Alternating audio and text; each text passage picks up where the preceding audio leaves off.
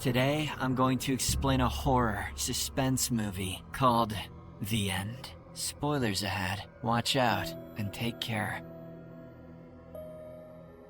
The movie opens in the bustling city of Rome, where a young and successful businessman, Claudio Verona, is headed to work. His day begins on the wrong note, as he is picked up by a rookie driver rather than his regular one. The city also seems to have higher traffic compared to normal mornings, for some reason. Consequently, Claudio reaches work extremely late and is informed that an important client is waiting in his office. He rushes into the elevator where he joins his coworker Marta. From their conversation, it is revealed that the two had a brief affair before she got married. The elevator soon reaches her floor and Marta leaves, while Claudio creepily checks her out. Ooh, a mamma mia! Seconds later, he presses the button to his floor and then picks up a call from his wife, Lorena. She sounds extremely worried and tells him what she saw in the news just a few moments ago. Apparently, riots have broken out all over Rome and several key roads have been blocked. Right in the middle of their conversation, the elevator gets stuck. This annoys Claudio, and he tells his wife goodbye, but she reminds him to get milk on his way home. The conditions in the street may be lethal, but don't forget to stop by Mario's ranch and yerk that goat. After hanging up, he presses the emergency button and gets in contact with the chief maintenance technician. Claudio says he's stuck and urges the technician to solve the problem as soon as possible, but the latter reveals that there's a problem with the power unit on the roof, and he's already sent some of his men to check it out. After a while, Claudio calls his secretary Sarah and asks her to keep the client engaged until he arrives at the office. He then calls the maintenance again, but the chief technician reveals that he's lost contact with his men on the roof. Upon hearing this, Claudio is incredibly pissed and demands the problem be solved right away. Hence, the technician apologizes and says he'll go to the roof himself to see what's going on. In the meantime, Claudio decides to take the matter into his own hands. He starts pushing the elevator doors apart, but only manages to open them enough for his head to fit through. The elevator is stopped right before reaching the 7th floor, and rather surprisingly, there is no one there to help him. So, he tries to climb through the door gap, but it isn't wide enough for him to go through. Claudio resigns himself to waiting again, and gets a new call from Lorena. She is afraid because someone is knocking hard on the door and won't answer when she asks who it is. Claudio tells her to call the police, but Lorena points out that the line isn't working. After telling her to lock herself in the bedroom, Claudio calls a friend named Stefano, because of course his name is Stefano. He urges him to go to his house and check on his wife. Stefano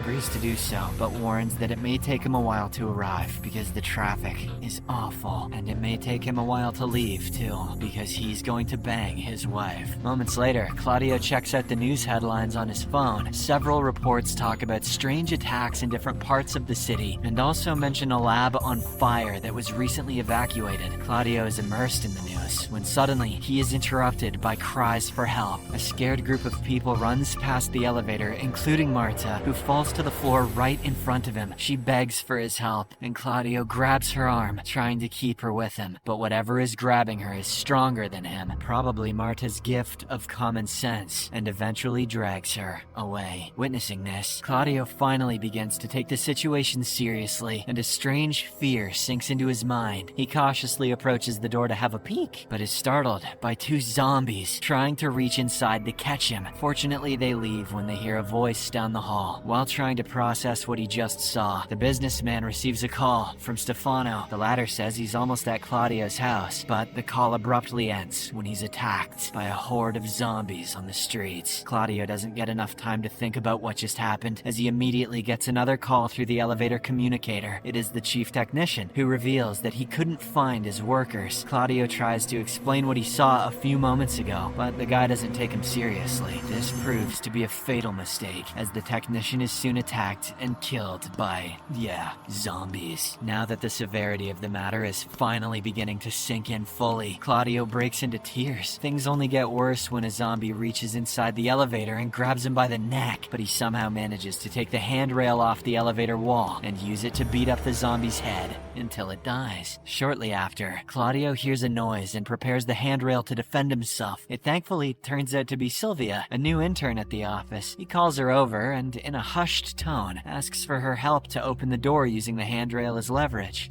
Sadly, the two are still not strong enough to succeed. things only get more complicated when the handrail slips from Claudio's hands, making loud clanking noises. Moments later, the duo hears the zombies coming, and Sylvia tries to run away before they find her. But to Claudio's utter horror, several zombies rush towards the spot and quickly jump on her. He watches on helplessly as they feed on her until she's dead. To think that she was getting paid in experience. After gathering himself, Claudio picks up his phone and calls Lorena, but it goes unanswered, prompting him to break down into tears. A few moments later, Claudio is found by another coworker of his who has been surviving by using a lamp to defend himself. The coworker wants to enter the elevator as well, and the duo tries to pry the door open, but to no avail. Their effort makes so much noise that several zombies arrive and chase the coworker away. Moments later, Claudio hears a zombie walk by and calls it over on purpose to taunt it. He makes fun of it for not being able to reach him, and his antics manage to attract several more zombies. He then grabs the handrail and starts beating on their asses, only to then get distracted by screaming at the end of the hall. Claudio quickly realizes it's his secretary Sarah who asks for his help. The desperate cries cause the zombies to notice, and they enter the office where she is hiding. A distraught Claudio throws his watch at the zombies, begging them to spare her, but it's pointless. Not knowing what else to do, Claudio starts looking at the news on his phone and sees a chilling video. A female reporter explains that law enforcement has confiscated cameras and expelled all media personnel from the area. She is currently live streaming with her phone. After reaching the outskirts of the city, the reporter tells the viewers not to try to reason with the zombies and recommends getting out of the city. Before she can say more, she is abruptly jumped by a horde of zombies and killed. As if things weren't bad enough, a few zombies reach the elevator door, and simultaneously the power goes out. Claudio watches the zombies trying to make their way in, when suddenly he hears some gunshots outside the door. All the zombies fall dead, and Claudio takes the chance to call for help. He attracts the attention of an armed police officer named Marcello. After making sure Claudio isn't wounded, Marcello explains he's alone and has lost contact with headquarters. A zombie soon tries to attack him, but the officer easily shakes it off and shoots it with his rifle. He's on New Game Plus already. Claudio then reveals that the elevator door is stuck, so Marcello decides to fix the generator. He gives Claudio a walkie-talkie to guide him through the building and a gun to defend himself. Marcello then leaves after the businessman gives him directions to navigate the floor. After a few tense minutes, Marcello contacts Claudio to inform him that the stairs to floor 9 are blocked by a pile of furniture, and because he's a video game NPC, that means there's nothing he can do about it. Claudio then takes a moment to calm down and think, and this helps him get an idea. He relays information that there was some construction work underway on that floor. This means there should be a scaffolding that Marcello can use to reach the roof. After passing by a pile of bodies, Marcello has no other choice but to shoot a window to be able to reach the scaffolding. The noise attracts some zombies, but Marcello stays silent and manages to sneak around undetected. Claudio also warns him to be careful because the elevator technicians had been attacked up there. Fortunately for them, Marcello soon reaches the roof and restarts the power. Back in the elevator, lights are on again, but the doors still won't open. Claudio uses a phone flashlight to look between the doors and finds the misplaced piece that is keeping them stuck. He is so desperate that he tries to reach it with his hand, but to no avail. His efforts are soon interrupted when a zombie appears at the door gap and tries to grab him. Claudio steps back and retrieves the gun Marcello left him. He uses it to shoot the zombie and manages to kill it on his second try. Unfortunately, more zombies show up and Claudio hesitates to fire his gun, but thanks to some encouragement from Marcello through the walkie-talkie, he steps up and shoots every single zombie at the door. Marcello congratulates him on the success, but Claudio is in shock and feels guilty for having killed people. He knows many of these zombies were his colleagues and even knew some of their families. However, Marcello corrects him. They aren't people, they are infected, and they must do what has to be done. Just then, Claudio hears zombie noises through the walkie-talkie and eventually loses contact with Marcello. Not being able to take it anymore, Claudio stares at the gun and starts considering the idea of shooting himself. A couple of cops suddenly appear at the end of the hallway though, running away from zombies. The desperate businessman cries for help, but they leave before they can see or even hear him. As night starts to fall, despair firmly takes over his mind, and Claudio puts the gun to his temple. His frustrated yelling attracts the attention of a group of zombies that are now trying to reach him through the door gap. Claudio decides he doesn't want to give them the satisfaction of being easy prey and puts the gun in his mouth.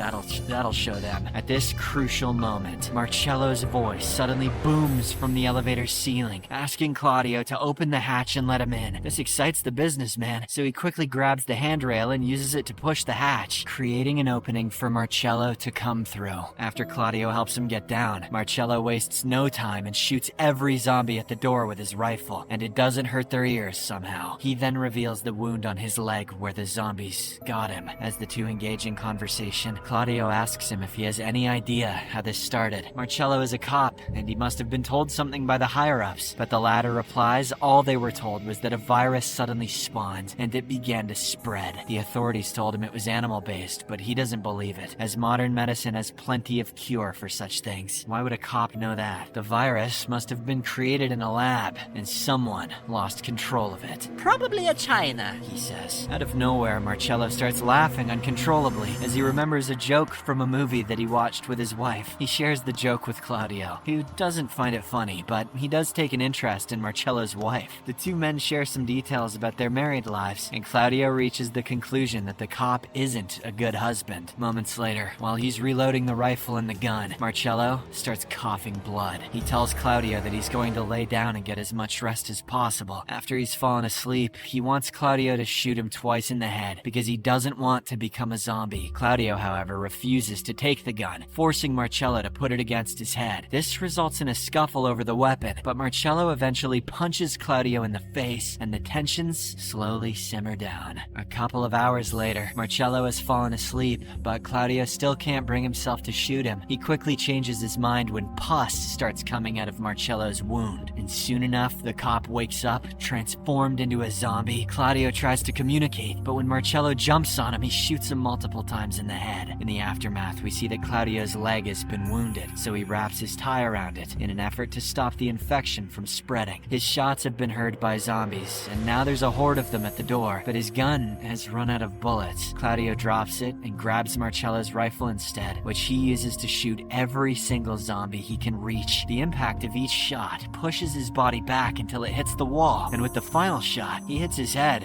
and falls unconscious. Some moments later, he wakes up when he hears voices and gunshots in the hallway. There are no zombies in sight except for the bodies on the floor. His phone is also ringing, but it's just the 7 a.m. alarm. Claudio turns it off, but then his phone rings again. This time, it's an actual call. To his delight, he hears Lorena's voice, who is actually alive and well. Turns out she had to run out of the house and the military saved her. The call abruptly ends when his battery dies, but this is enough motivation for Claudio to try to escape again. He grabs the handrail and tries to push the elevator piece that is blocking the doors, but he can't reach it at the right angle. So, he drags Marcello's body over and steps on it to reach in between the doors with his hand. He manages to grab the piece and take it out, allowing him to push the door all the way and widen the gap. After a harrowing few hours, Claudio is finally free. He drinks the leftover water, climbs out of the elevator, and steps over some zombie bodies to reach the hallway. After finding his watch on the floor, he puts it in his jacket before going downstairs. He makes it to the lobby and finds even more bodies, including a legless zombie that drags itself over to him. Claudio pulls the rifle trigger, but there are no bullets left, so he smashes the zombie's head with his foot.